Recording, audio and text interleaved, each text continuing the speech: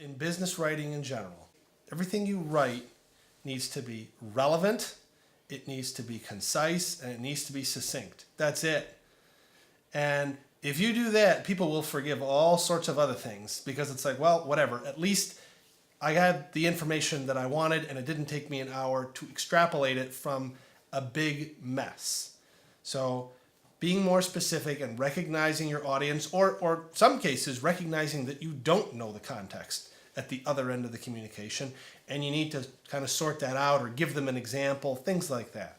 And then from there, people will recognize that you're not just trying to be a peacock and just get attention. You're not trying too hard to add value and show off or whatever. You're just trying to be useful.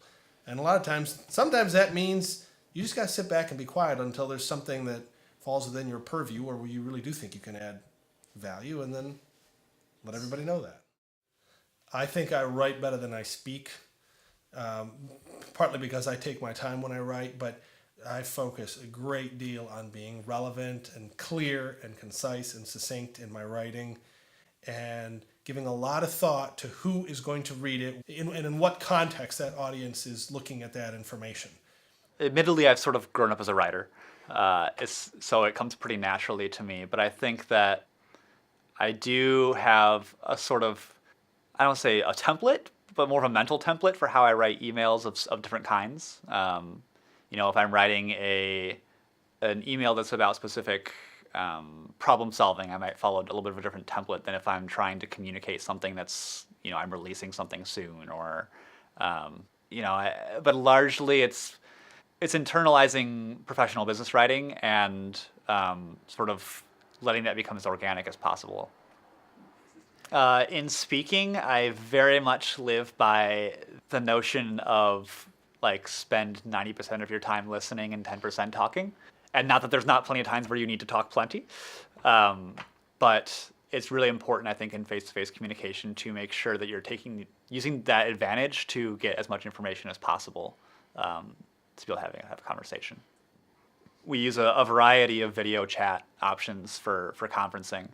And while it's great and it connects us and we can get the job done really well, I think there's also something to be said for, despite that being able to establish face-to-face communication, that even video chat isn't the fidelity that it needs to be to achieve what I think face-to-face communication does. And in terms of code, I think there's good code and bad code. There's functioning code that purely in programming does what it's supposed to do, but there's about 1,000 ways to solve the same problem in code, and I think it's the same thing in writing.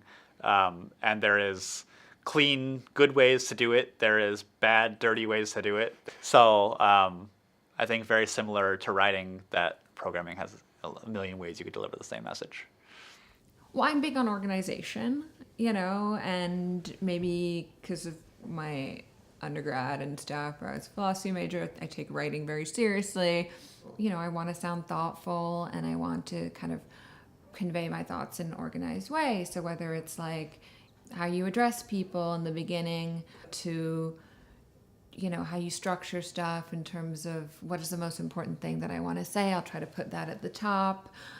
We are overloaded with communication. We have so many emails, we have texts, we have all this stuff. Just try to be respectful of people's time. It's just, for me, it's a thing about consideration.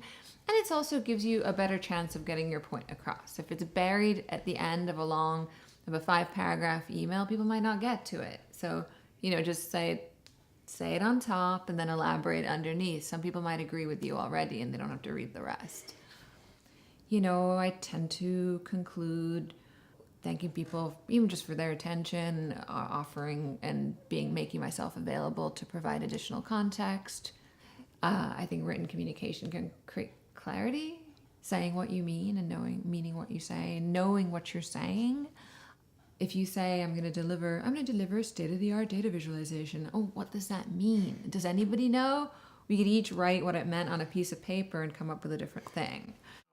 So I use draft messages like crazy. Like, I will write a message and then I'll stop and I'll come back and look at it later to make sure it still looks good and send it. So in some way, so I'm maybe a little weird about that.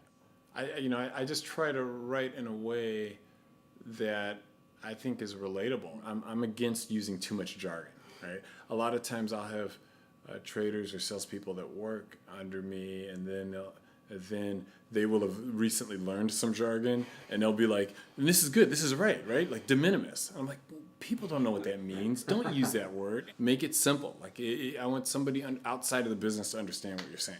You know, that's how I try to approach it, because I think that once I eventually get them on the phone, I can let them know that I know what I'm talking about.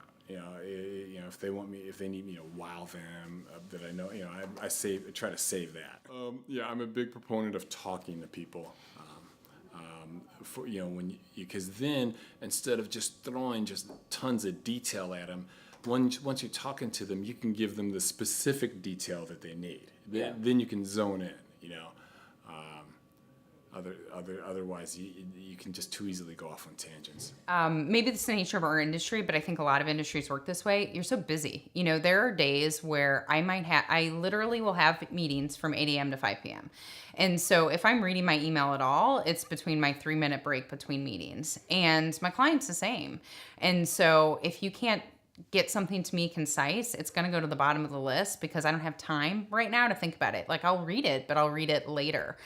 I changed industries probably about 8 years into my career. So I was coming in a little bit more senior than some of, other people that were joining that industry for the first time. But I had no idea what people are talking about. The amount of acronyms that are used alone in market research is totally insane.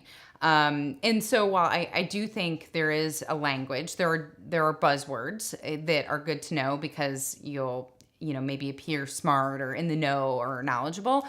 But I think it's critical for all of us to not use those as a way to sound smart, but actually know what they mean, ask questions. I think that's a big thing. Like if you don't know what an acronym means, someone else isn't going to know that either. Like ask the question and don't fall back on it. I've had people where I had said, "Oh, what does that stand for?" And they say, "Oh, I actually have no idea."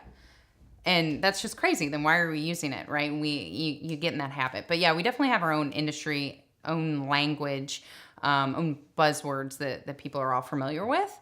So it's good to know them, but ask the questions and don't make assumptions that other people do. Communicate clearly, concisely, but also with enough information that anybody could, discern kind of what I was talking about. And then also leaving these initial notes sort of open-ended or like open enough where if there's a necessity for a follow-up from them, like, I don't understand what you're talking about, whatever, they could feel free to ask. I never wanted it to seem like I would be condescending or anything. Because it's weird, I think a lot of communication is like broad communication when you're dealing with a lot of people. It can be shooting towards the lowest common denominator, and that can be really insulting to people that know what they're doing, kind of what they're dealing with.